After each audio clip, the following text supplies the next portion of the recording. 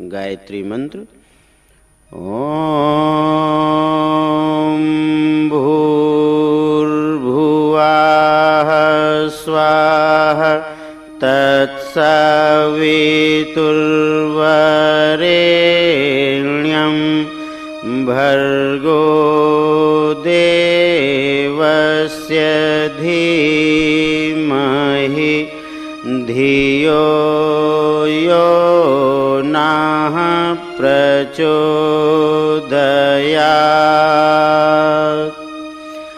गुरु ईश वंदना। ओम ब्रह्मानंदं परमसुखदं केवलं ज्ञानमूर्तिं द्वन्द्वातीतं गगनसदृशं तत्त्वमस्यादिलक्ष्यम्। एकं नित्यं विमलमचलं सर्वधी साक्षिभूतं भावातीतं त्रिगुणरहितं सद्गुरुं तं नमामि। अखण्डानन्दबोधाय शिष्यसन्तापहारिणे सच्चिदानन्दरूपाय तस्मै श्रीगुरवे नमः। लक्ष्मीर्मेधाधरा पुष्टिः गौरी तुष्टिः प्रभाधृतिः एताभिः पाहि तनुभिः अष्टाभिर्मां सरस्वतीम्। सरस्वत्यै नमो नित्यं भद्रकाल्यै नमो नमः। वेदान्त वेदांग विद्यास्थानेभ्य एव च मातस्त्वदीयपदपङ्कजभक्तियुक्ता ये त्वां भजन्ति निखिलान् परान् विहाय। ते निर्जरत्वमिह यान्ति कलेवरेण भुवः निवायुगगनाम्बुविनिर्मितेन। व्यासाय विष्णुरूपाय व्यासरूपाय विष्णवे नमो वै ब्रह्मनिधये वासिष्ठाय नमो नमः। नमोऽस्तु ते व्यासविशालबुद्धे फुल्लारविन्दायतपत्रनेत्र। येन त्वया भारततैलपूर्णः प्रज्वालितो ज्ञानमयः प्रदीपः। प्रज्वालितो ज्ञानमयः प्रदीपः। साधनादिपवित्रीकरणम्। ॐ पुनातिते परिश्रुतग्वं सोमग्वं सूर्यस्य दुहिता वारेण शश्वतातना। ॐ पुनन्तु मा देवजनाः पुनन्तु मनसा धियः पुनन्तु विश्वाभूतानि जातवेदः पुनीहि मा ॐ यत्ते पवित्रमर्चिषि अग्ने विततमन्तरा ब्रह्मतेन पुनातु मा ॐ पवमानः सो अद्य नः पवित्रेण विचर्षणिः यः पोता स पुनातु मा ॐ उभाभ्यां देवसवितः पवित्रेण सवेन च मां पुनीहि विश्वतः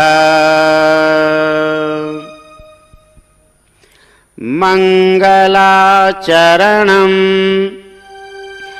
ॐ भद्रं कर्णेभिः शृणुयाम देवा भद्रं पश्येमाक्षभिर्यजत्राः स्थिरैरङ्गैस्तुष्टुवाग्वंसस्तनूभिः व्यशेमहि देवहितं यदायुः पवित्रीकरणम् ॐ अपवित्रः पवित्रो वा सर्वावस्थाङ्गतोऽपि वा यः स्मरेत् पुण्डरीकाक्षं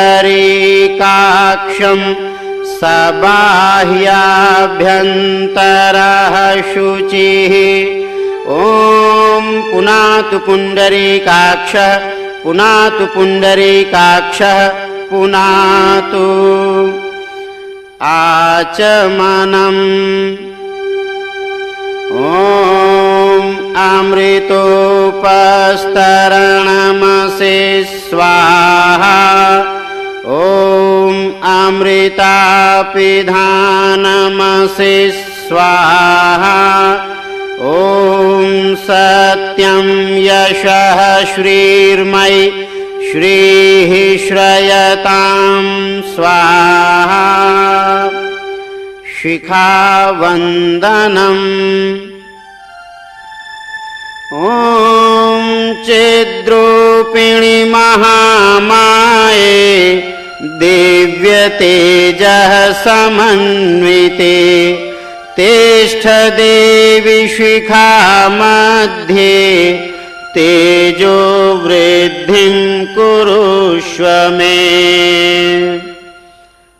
प्राणायामः ॐ भूः ॐ भुवः ॐ स्वः ॐ महः ॐ जनः ॐ तपः ॐ सत्यम् ॐ तत्सवितुर्वरेण्यं भर्गो देवस्य धीमहि धियो यो नः प्रचोदयात् ॐ आपो ज्योतिरसोऽमृतं ब्रह्म भूर्भुवः स्वः ॐ न्यासः ॐ वाङ्मे आसेस्तु मुख को ॐ नसोर्मे प्राणोस्तु नासिका के दोनों छिद्रों को ॐ अक्ष्णोर्मे चक्षुरस्तु दोनों नेत्रों को ॐ कर्णयोर्मे श्रोत्रमस्तु दोनों कानों को ओम बाहुओर्मे बलमस्तु दोनों भुजाओं को। ओम ऊर्वोर्मे ओजोस्तु दोनों जंघाओं को।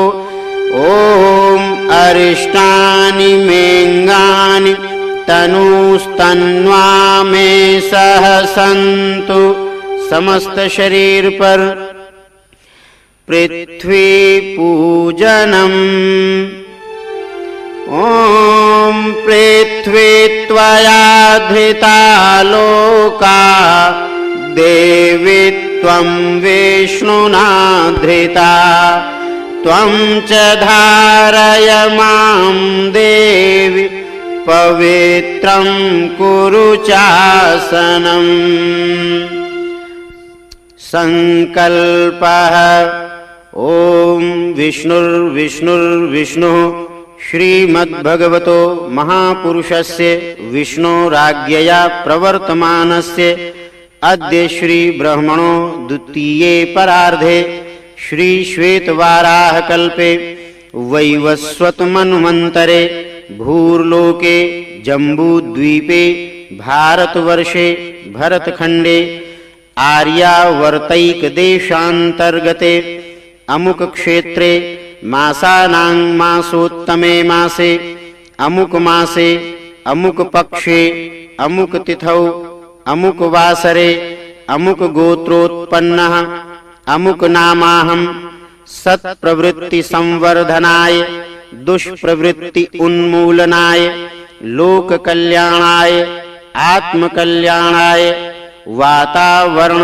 परिष्काराय उज्ज्वल भविष्य कामना पूर्तये च प्रबल पुरुषार्थं करिष्ये। अस्मै प्रयोजनाय च कलशादि आवाहित देवता पूजन पूर्वकम् अमुक कर्म संपादनार्थं संकल्पम् अहं करिष्ये। यज्ञोपवीत धारणम्। ओम यज्ञोपवीतं परमं पवित्रं प्रजापतेर्यत् सहजं पुरस्तात् आयुष्यमग्र्यं प्रतिमुञ्च शुभ्रं यज्ञोपवीतं बलमस्तु तेजः। जीर्णोपवीत विसर्जनम्। ओम एतावद्दिन पर्यन्तं ब्रह्मत्वं धारितं मया जीर्णत्वात्ते परित्यागो गच्छ सूत्र यथा सुखम्। चंदन धारणम्। ओम चंदनस्य महत्पुण्यं पवित्रं पापनाशनम् आपदां हरते नित्यं लक्ष्मीस्तिष्ठति सर्वदा। रक्षासूत्रम्। ओम व्रतेन दीक्षामाप्नोति दीक्षयाप्नोति दक्षिणां दक्षिणा श्रद्धामाप्नोति श्रद्धया सत्यमाप्यते। कलशपूजनम्। तत्त्वायामि ब्रह्मणा वन्दमानः तदा शास्ते यजमानो हविर्भिः अहेडमानो वरुणेह बोध्युरुषग्वं समान आयुः प्रमोषीः। ओम मनोज्योतिर्जुषतामाज्यस्य बृहस्पतिर्यज्ञमिमं तनोत्वरेष्टं यज्ञग्वंसमिमं दधातु विश्वे देवास इह मादयन्तामो प्रतिष्ठ। ॐ वरुणाय नमः। आवाहयामि स्थापयामि ध्यायामि। गन्धाक्षतं पुष्पाणि धूपं दीपं नैवेद्यं समर्पयामि। ॐ कलशस्थदेवताभ्यो नमः। कलश प्रार्थना। ॐ कलशस्य मुखे विष्णुः कण्ठे रुद्रः समाश्रितः मूले त्वस्य स्थितो ब्रह्मा मध्ये मातृगणाः स्मृताः कुक्षौ तु सागराः सर्वे सप्तद्वीपा वसुन्धरा ऋग्वेदोऽथ यजुर्वेदः सामवेदो ह्यथर्वणः अङ्गैश्च सहिताः सर्वे कलशन्तु समाश्रिताः अत्र गायत्री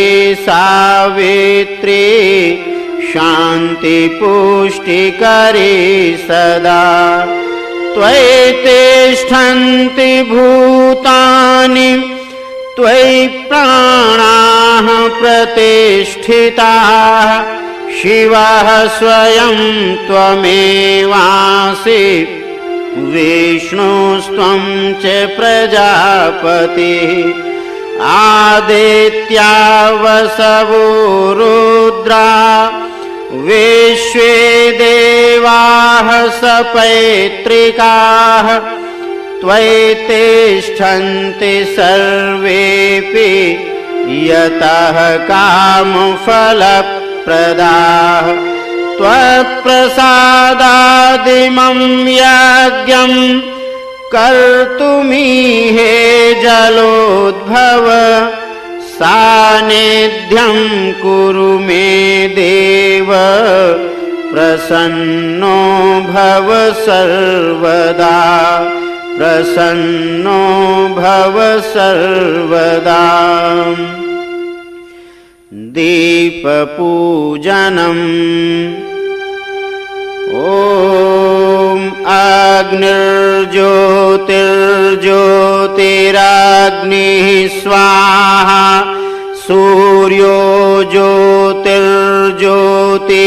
सूर्यः स्वाहा अग्निर्वर्चो ज्योतिर्वर्चः स्वाहा सूर्यो वर्चो ज्योतिर्वर्चः स्वाहा ज्योतिः सूर्यः सूर्यो ज्योतिः स्वाहा। देवावाहनम्। ॐ गुरुर्ब्रह्मा गुरुर्विष्णुः गुरुरेव महेश्वरः गुरुरेव परब्रह्म तस्मै श्रीगुरवे नमः। अखण्डमण्डलाकारं व्याप्तं येन चराचरं तत्पदं दर्शितं येन तस्मै श्रीगुरवे नमः। मातृवत् लालयित्री च पितृवत् मार्गदर्शिका नमोऽस्तु गुरुसत्तायै श्रद्धा प्रज्ञायुता च या। ॐ श्री गुरवे नमः। आवाहयामि स्थापयामि ध्यायामि। ॐ आयातु वरदे देवी त्र्यक्षरे ब्रह्मवादिनी गायत्री छन्दसां मातः ब्रह्मयोने नमोऽस्तु ते। ॐ श्री गायत्र्यै नमः। आवाहयामि स्थापयामि ध्यायामि। ततो नमस्कारं करोमि। ॐ स्तुता मया वरदा वेदमाता प्रचोदयन्तां पावमानी द्विजानाम् आयुः प्राणं प्रजां पशुं कीर्तिं द्रविणं ब्रह्मवर्चसं मह्यं दत्त्वा व्रजत ब्रह्मलोकम्।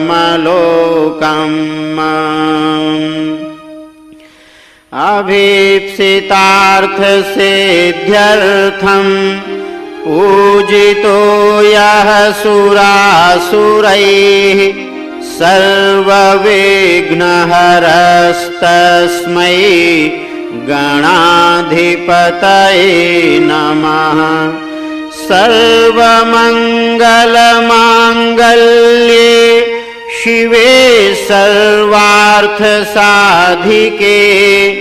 शरण्ये त्र्यम्बके गौरी नारायणि नमोऽस्तु ते। शुक्लाम्बरधरं देवं शशिवर्णं चतुर्भुजं प्रसन्नवदनं ध्यायेत् सर्वविघ्नोपशान्तये। सर्वदा सर्वकार्येषु नास्ति तेषाममङ्गलम्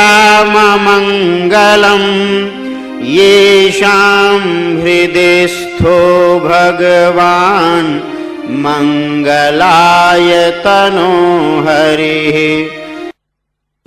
विनायकं गुरुं भानुं ब्रह्म विष्णु महेश्वरान् सरस्वतीं प्रणौम्यादौ शान्तिकार्यार्थसिद्धये।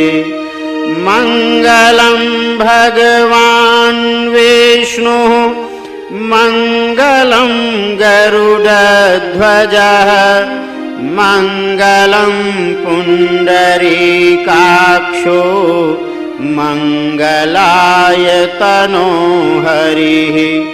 त्वं वै चतुर्मुखो ब्रह्मा सत्यलोकपितामहः आगच्छ मण्डले चास्मिन् मम सर्वार्थसिद्धये। शान्ताकारं भुजगशयनं पद्मनाभं सुरेशं विश्वाधारं गगनसदृशं मेघवर्णं शुभांगं लक्ष्मीकान्तं कमलनयनं योगिभिर्ध्यानगम्यं वन्दे विष्णुं भवभयहरं सर्वलोकैकनाथं वन्दे देवमुमापतिं सुरगुरुं वन्दे जगत्कारणं वन्दे पन्नगभूषणं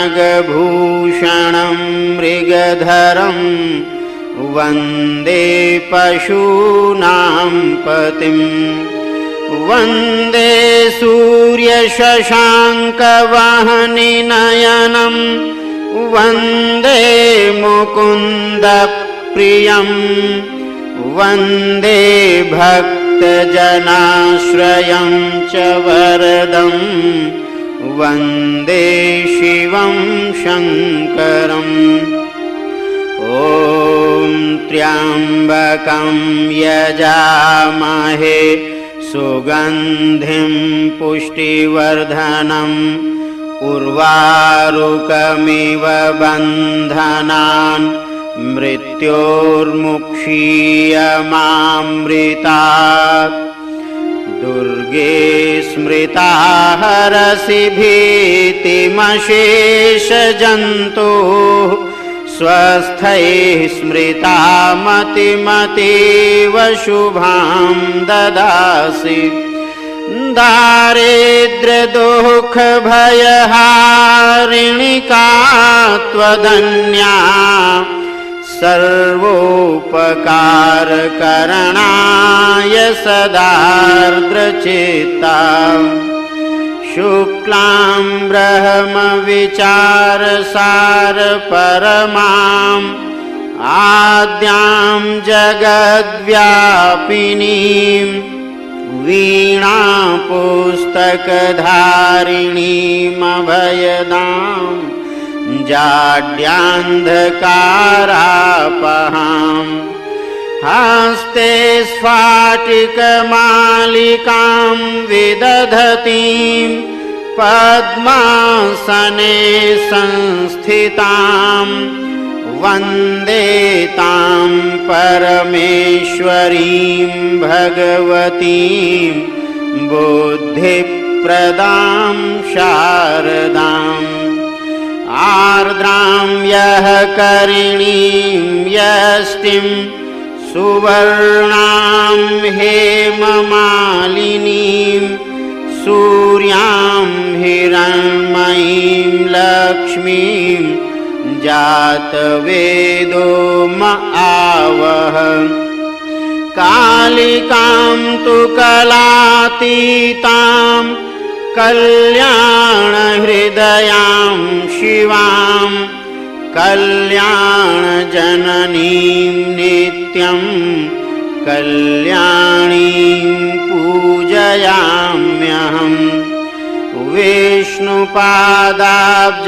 विष्णुपादाब्जसम्भूते गंगे त्रिपथगामिनि धर्मद्रवेति विख्याते पापं मे हर जाह्नवी पुष्करादीनि तीर्थानि गंगाद्याः सरितस्तथा आगच्छन्तु पवित्राणि पूजाकाले सदा मम ब्रह्मा मुरारे त्रिपुरान्तकारे भानुः शशिभूमिसुतो बुधश्च गुरुश्च शुक्रः शनिराहुकेतवः सर्वे ग्रहाः शान्तिकरा भवन्तु। गौरी पद्मा शची मेधा सावित्री विजया जया देवसेना स्वधा स्वाहा मातरो लोकमातरः धृतिः पुष्टिस्तथा तुष्टिः आत्मनः कुलदेवता गणेशेनाधिकाह्येता वृद्धौ पूज्याश्च षोडश कीर्तिर्लक्ष्मीर्धृतिर्मेधा सिद्धिः प्रज्ञा सरस्वती माङ्गल्येषु प्रपूज्याश्च सप्तैता दिव्यमातरः नागप्रेष्ठसमारूढं शूलहस्तं महाबलं पातालनायकं देवं वास्तुदेवं नमाम्यहम् क्षेत्रपालान्नमस्यामि सर्वारिष्टनिवारकान् अस्य यागस्य सिद्ध्यर्थं पूजयाराधितान् मया पूजयाराधितान् मया। सर्वदेव नमस्कारः। ॐ सिद्धिबुद्धिसहिताय श्रीमन्महागणाधिपतये नमः। ॐ लक्ष्मीनारायणाभ्यां नमः। ॐ उमामहेश्वराभ्यां नमः। ॐ वाणीहिरण्यगर्भाभ्यां नमः। ॐ शचीपुरन्दराभ्यां नमः। ॐ मातापितृचरणकमलेभ्यो नमः। ॐ कुलदेवताभ्यो नमः। ॐ इष्टदेवताभ्यो नमः। ॐ ग्रामदेवताभ्यो नमः। ॐ स्थानदेवताभ्यो नमः। ॐ वास्तुदेवताभ्यो नमः।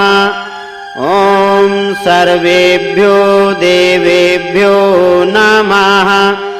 ॐ सर्वेभ्यो ब्राह्मणेभ्यो नमः। ॐ सर्वेभ्यस्तीर्थेभ्यो नमः। ॐ एतत्कर्म प्रधान श्रीगायत्री देव्यै नमः।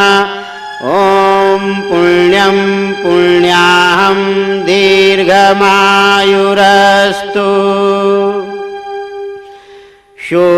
षोडशोपचार पूजनम्।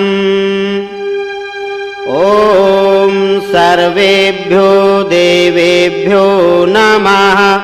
आवाहयामि स्थापयामि आसनं समर्पयामि पाद्यं समर्पयामि अर्घ्यं समर्पयामि आचमनं समर्पयामि स्नानं समर्पयामि वस्त्रं समर्पयामि यज्ञोपवीतं समर्पयामि गन्धं विलेपयामि अक्षतान् समर्पयामि पुष्पाणि समर्पयामि धूपम् आघ्रापयामि दीपं दर्शयामि नैवेद्यं निवेदयामि ताम्बूलपूगीफलानि समर्पयामि दक्षिणां समर्पयामि सर्वाभावे अक्षतान् समर्पयामि ततो नमस्कारं करोमि। ॐ नमोऽस्त्वनन्ताय सहस्रमूर्तये सहस्रपादाक्षिशिरोरुबाहवे सहस्रनाम्ने पुरुषाय शाश्वते सहस्रकोटियुगधारिणे नमः सहस्रकोटियुगधारिणे नमः। स्वस्ति वाचनम्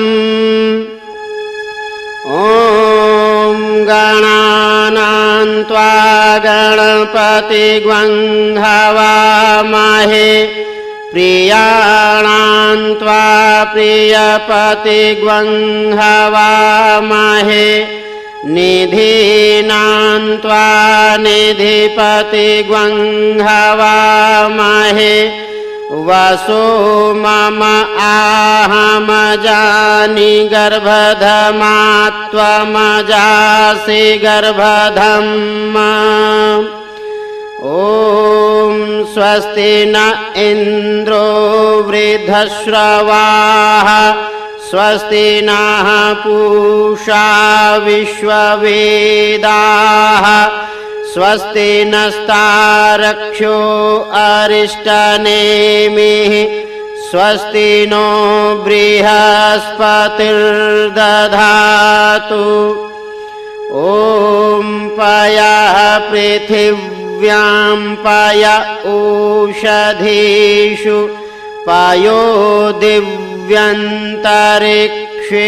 पयोधाः पयस्वतीः प्रदिशः सन्तु मह्यम्। ॐ विष्णोरराटमसि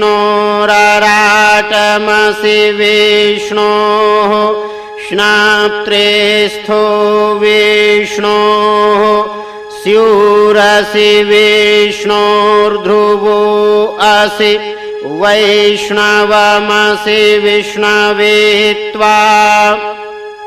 ॐ अग्निर्देवता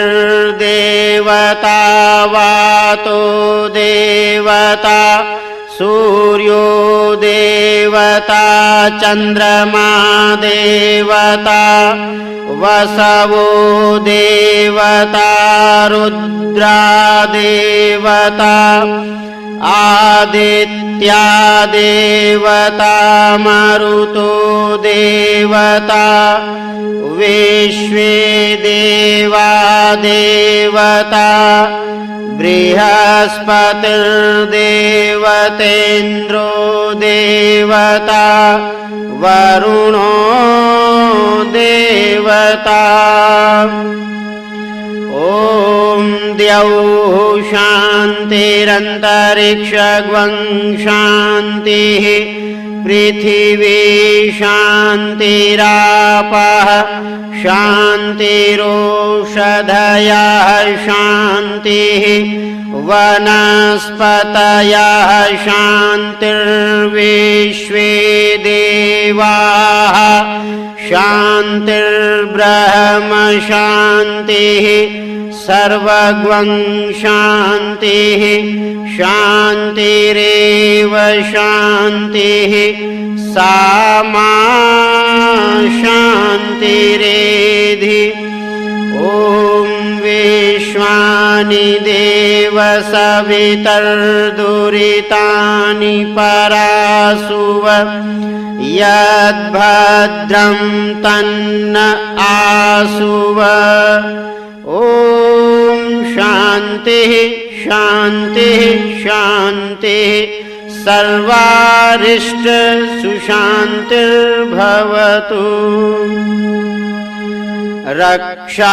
रक्षाविधानम्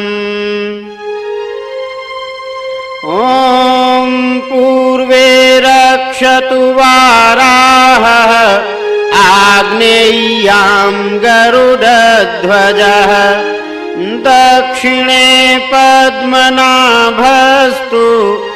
नैऋत्यां मधुसूदनः पश्चिमे चैव गोविन्दो वायव्यां तु जनार्दनः उत्तरे श्रीपतिरक्षेत् ऐशान्यां हि महेश्वरः ऊर्ध्वं रक्षतु धातावो ह्यधोऽनन्तश्च रक्षतु अनुक्तमपि यत्स्थानं रक्षत्वीशो ममादृधृक् अपसर्पन्तु ते भूता ये भूता भूमि संस्थिताः ये भूता विघ्नकर्तारः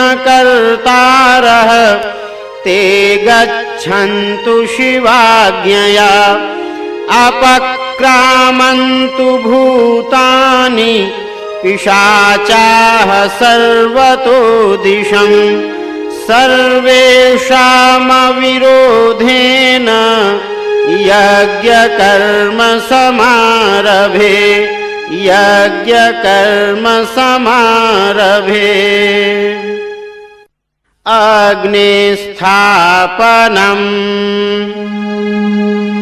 ॐ भूर्भुवः स्वर्द्यौरेव भूम्ना पृथिवीव वरिम्णा तस्यास्ते पृथिवी देवयजनि पृष्ठेऽग्निमन्नादमन्नाद्यायादधे अग्निं दूतं पुरोदधे हव्यवाहमुपब्रुवे देवाम् आसादयादिह ॐ अग्नये नमः आवाहयामि स्थापयामि ध्यायामि गन्धाक्षतं पुष्पाणि धूपं दीपं नैवेद्यं समर्पयामि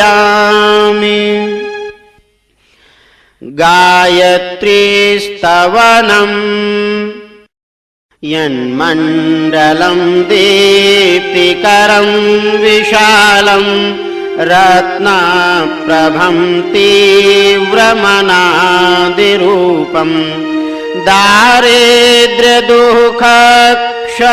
दारिद्र्यदुःखक्षयकारणं च पुनातु मां तत्सवितुर्वरेण्यं यन्मण्डलं देवगणैः सुपूजितं विप्रैः स्तुतं मानवमुक्तिकोविदं तं देवदेवं प्रणमामि भर्गं पुनातु मां तत्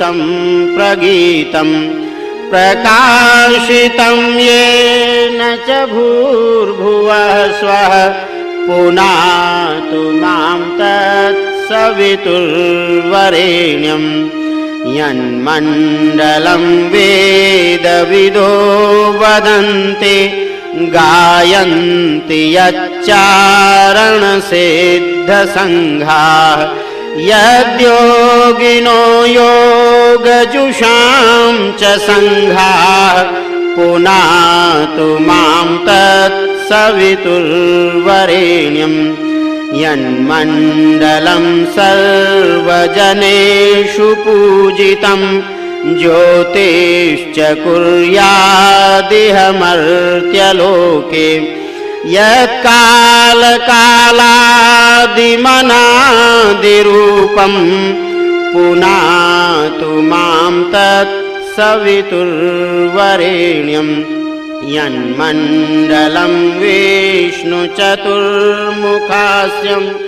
यदक्षरं पापहरं जनानां यत्कालकल्पक्षयकारणं च पुनातु मां तत्सवितुर्वरेण्यं यन्मण्डलं विश्वसृजां प्रसिद्धम् उत्पत्तिरक्षा प्रलयप्रगल्भम् यस्मिन् जगत्संहर्तेऽखिलं च पुनातु मां तत्सवितुर्वरेण्यं यन्मण्डलं सर्वगतस्य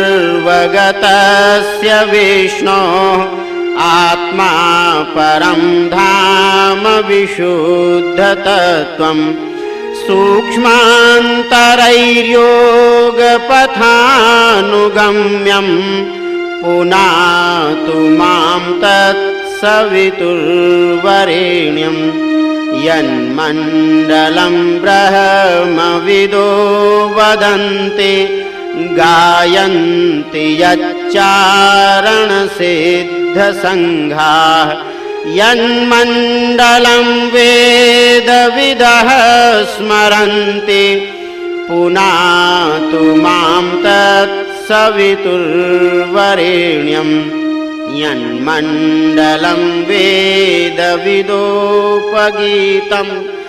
यद्योगिनां योगपथानुगम्यं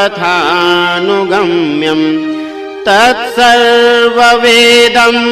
प्रणमामि दिव्यं पुनातु मां तत्सवितुर्वरेण्यं पुनातु मां तत्सवितुर्वरेण्यम् अग्निप्रदीपनम्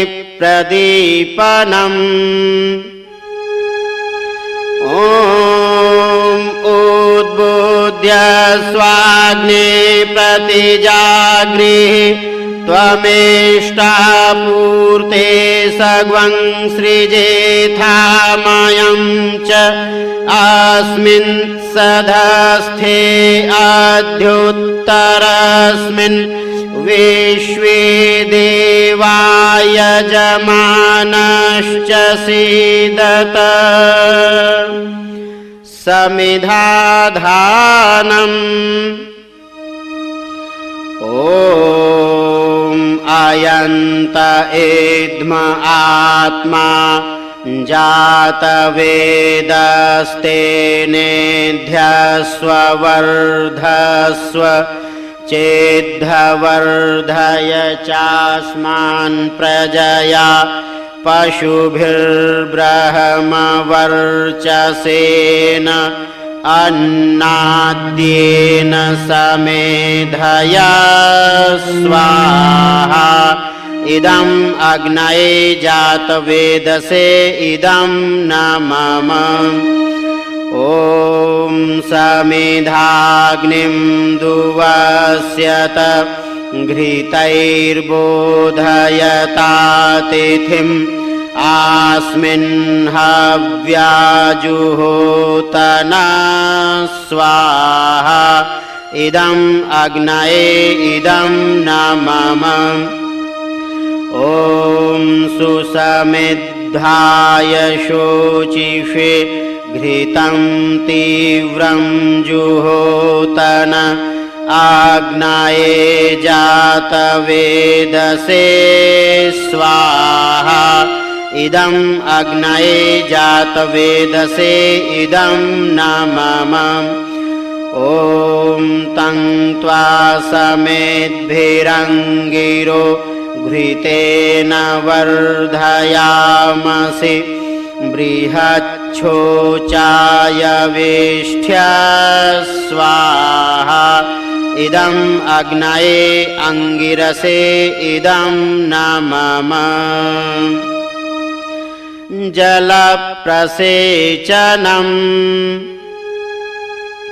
ॐ अदितेनुमन्यस्व इति पूर्वे ॐ अनुमतेनुमन्यस्व इति पश्चिमे ॐ सरस्वत्यनुमन्यस्व इति उत्तरे ॐ देवसवितः प्रसूवयाज्ञं प्रसूवयाज्ञपतिं भगाय देव्यो गन्धर्वः केतपुः केतं नः पुनातु वाचस्पतिर्वाचं नः स्वदतु इति चतुर्दिक्षु आज्याहुतिः ॐ प्रजापतये स्वाहा इदं प्रजापतये इदं न मम ॐ इन्द्राय स्वाहा इदं इन्द्राय इदं न मम ॐ अग्नये स्वाहा इदं अग्नये इदं न मम ॐ सोमाय स्वाहा इदं सोमाय इदं न मम ॐ भूः स्वाहा इदं अग्नये इदं न मम ॐ भुवः स्वाहा इदं वायवे इदं न मम ॐ स्वाहा स्वाहा इदं सूर्याय इदं न मम गायत्री मन्त्राहुतिः ॐ भूर्भुवः स्वः तत्सवितुर्वरेण्यं भर्गो देवस्य धीमहि धियो यो नः प्रचोदयात् स्वाहा इदं गायत्र्यै इदं न मम ॐ भूर्भुवः स्वः तत्सवितुर्वरेण्यं भर्गो देवस्य धीमहि धियो यो नः प्रचोदयात् स्वाहा इदं गायत्र्यै इदं न मम ॐ भूर्भुवः स्वाहा तत्सवितुर्वरेण्यं भर्गो देवस्य धीमहि धियो यो नः प्रचोदयात् स्वाहा इदं गायत्र्यै इदं न मम महामृत्युञ्जय मन्त्राहुतिः ॐ त्र्यम्बकं यजामहे सुगन्धिं पुष्टिवर्धनम् उर्वारुकमिव बन्धनान् मृत्योर्मुक्षीयमामृतात् स्वाहा इदं महामृत्युञ्जयाय इदं न मम स्विष्टकृत् होमः ॐ यदस्य कर्मणो नमोत्यरीरिचं यद्वा न्यूनमिहाकारम् अग्निष्टत् स्विष्टकृद्विद्यात् सर्वं स्विष्टं सुहूतं करोतु मे अग्नये स्विष्टकृते सुहूताहुते सर्वप्रायश्चित्ताहुतीनां कामानां समर्धयित्रे सर्वान्नः कामान् समर्धय स्वाहा इदम् अग्नये स्विष्टकृते इदं न मम पूर्णाहुतिः ॐ पूर्णमदः पूर्णमिदं पूर्णात् पूर्णमुदच्यते पूर्णस्य पूर्णमादाय पूर्णमेवावशिष्यते ॐ पूर्णादर्विपरापत सुपूर्णा पुनरापत वस्नेव विक्रीणावः ईशमूर्जग्वंशतक्रतो स्वाहा ॐ सर्वं वै पूर्णग्वं स्वाहा वसोर्धारा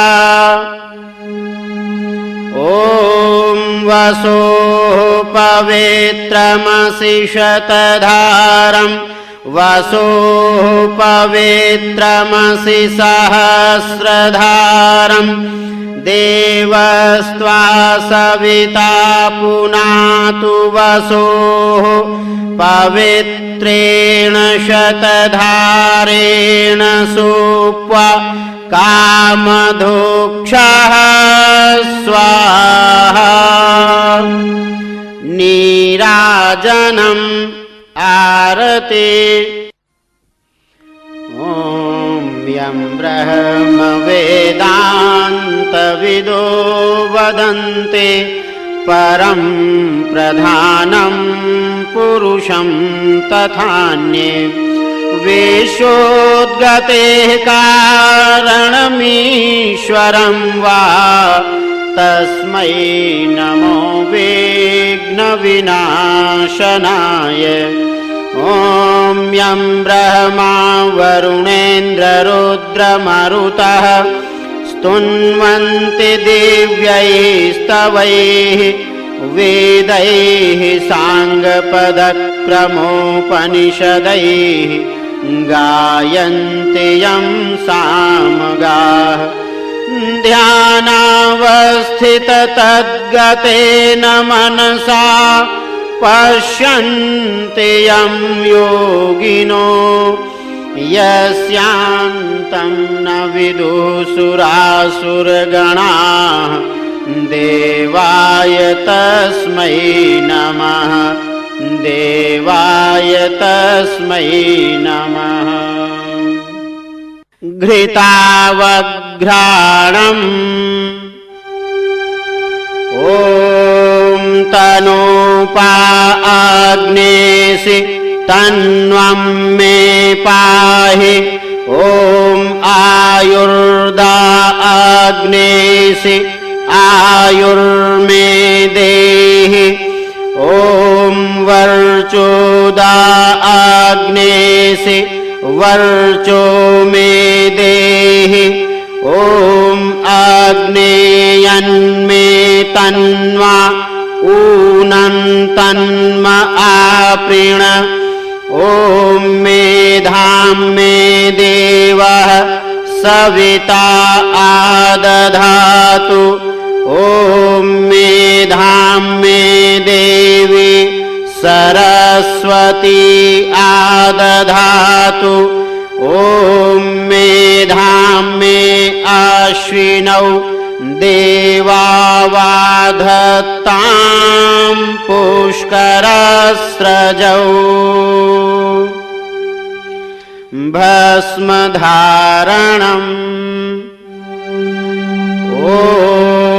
त्र्यायुषं जमदग्नेः इति ललाटे। ॐ कश्यपस्य त्र्यायुषम् इति ग्रीवायाम्।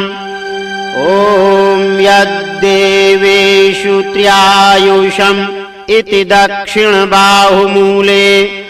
ॐ तन्नो अस्तु त्र्यायुषम् इति हृदे क्षमा प्रार्थना। ॐ आवाहनं न जानामि नैव जानामि पूजनं विसर्जनं न जानामि क्षमस्व परमेश्वर। मन्त्रहीनं क्रियाहीनं भक्तिहीनं सुरेश्वर। यत्पूजितं मया देव परिपूर्णं तदस्तु मे। यदक्षरपदभ्रष्टं मात्राहीनं च यद्भवेत् तत्सर्वं क्षम्यतां देव। प्रसीद परमेश्वर। यस्य स्मृत्या च नामोक्त्या तपोयज्ञक्रियादिषु न्यूनं सम्पूर्णतां याति। सद्यो वन्दे तमच्युतं। प्रमादात् कुर्वतां कर्म प्रत्यवेताध्वरेषु यत् स्मरणादेव तद्विष्णोः सम्पूर्णं स्यादिति श्रुतिः। सम्पूर्णं स्यादिति श्रुतिः। साष्टांग नमस्कारः। ॐ नमोऽस्त्वनन्ताय सहस्रमूर्तये सहस्रपादाक्षिशिरोरुबाहवे। सहस्रनाम्ने पुरुषाय शाश्वते सहस्रकोटियुगधारिणे नमः। सहस्रकोटियुगधारिणे नमः। शुभकामना। ॐ स्वस्ति प्रजाभ्यः परिपालयन्तां न्याय्येन मार्गेण महिषाः। गोब्राह्मणेभ्यः शुभमस्तु नित्यं। लोकाः समस्ताः सुखिनो भवन्तु। सर्वे भवन्तु सुखिनः। सर्वे सन्तु निरामयाः। सर्वे भद्राणि पश्यन्तु मा कश्चित् दुःखमाप्नुयात्। श्रद्धां मेधां यशः प्रज्ञां विद्यां पुष्टिं श्रियं बलं तेज आयुष्यमारोग्यं देहि मे हव्यवाहन। देहि मे हव्यवाहन। पुष्पाञ्जलिः। ॐ यज्ञेन यज्ञमयजन्त देवाः तानि धर्माणि प्रथमान्यासन्। तेहनाकं महिमानः सचन्त यत्र पूर्वे साध्याः सन्ति देवाः। ॐ मन्त्रपुष्पाञ्जलिं समर्पयामि। शान्ति अभिषिञ्चनम् ॐ द्यौः शान्तिरन्तरिक्षगं शान्तिः पृथिवी शान्तिरापः शान्तिरोषधयः शान्तिः वनस्पतयः शान्तिर्विश्वे देवाः शान्तिर्ब्रह्म शान्तिः सर्वगं शान्तिः शान्तिरेव शान्तिः सा मा शान्तिरेधि ॐ शान्तिः शान्तिः शान्तिः सर्वारिष्ट सुशान्तिर्भवतु। सूर्यार्घ्यदानम् ॐ सूर्यदेव सहस्रांशो तेजो राशि जगत्पते अनुकम्पय मां भक्त्या गृहाणार्घ्यं दिवाकर ॐ सूर्याय नमः आदित्याय नमः भास्कराय नमः। प्रदक्षिणा ॐ यानि कानि च पापानि ज्ञातकृतानि च तानि सर्वाणि नश्यन्ति प्रदक्षिण पदे पदे प्रदक्षिण पदे पदे। अर्जनम् ॐ गच्छ त्वं भगवन्नग्ने स्वस्थाने कुण्डमध्यतः हुतमादाय देवेभ्यः शीघ्रं देहि प्रसीद मे। गच्छ गच्छ सुरश्रेष्ठ स्वस्थाने परमेश्वर यत्र ब्रह्मादयो देवा तत्र गच्छ हुताशनम्। यान्तु देवगणाः सर्वे पूजामादाय मामकीम् इष्टकामसमृद्ध्यर्थं पुनरागमनाय च पुनरागमनाय च पुनरागमनाय च। बोलिए गायत्री माता की जय, यज्ञ भगवान की जय, वेद भगवान।